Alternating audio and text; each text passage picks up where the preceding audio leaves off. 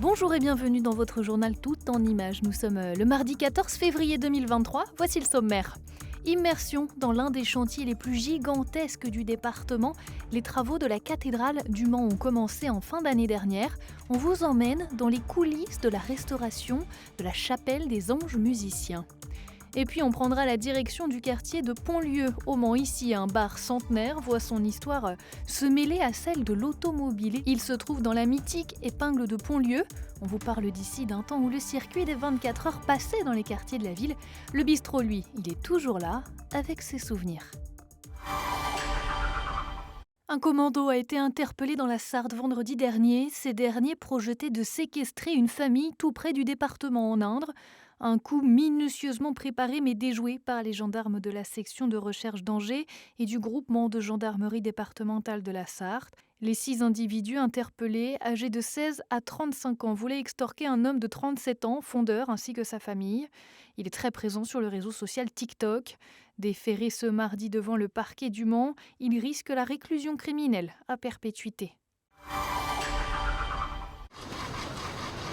Le chantier a commencé depuis plusieurs mois. Sous ces bâches blanches, l'un des joyaux de la cathédrale Saint-Julien, la chapelle des anges musiciens. Ses vitraux sont en pleine restauration, tout comme sa façade qui a souffert avec le temps. Pour s'en rendre compte, il faut monter à une vingtaine de mètres, presque au sommet de la chapelle. Là, on voit bien que sur cette pierre, on a quand même pas mal de lacunes. On s'aperçoit qu'elle est un peu friable et qu'elle est poreuse. Donc du coup, on va changer tout ce morceau-là du réseau. La partie haute s'appelle le réseau de la pierre, hein, ainsi que du coup le morceau d'arc.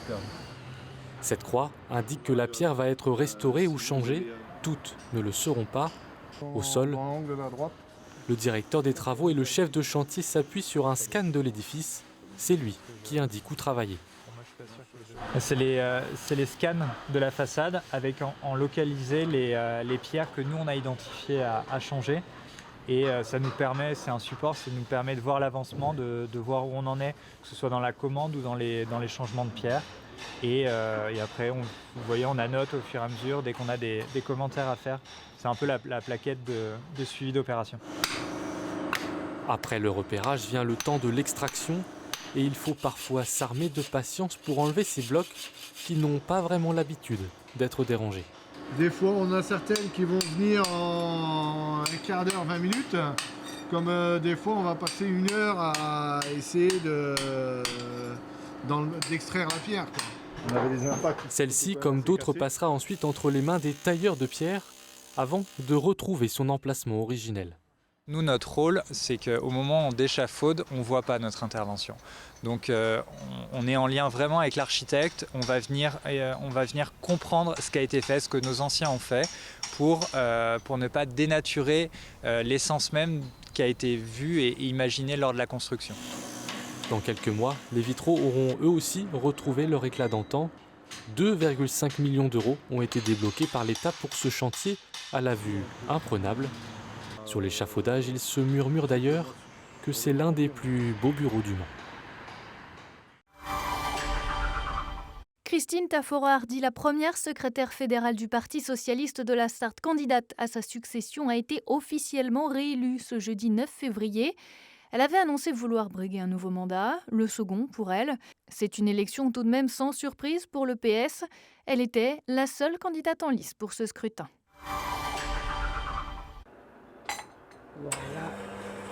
Voilà.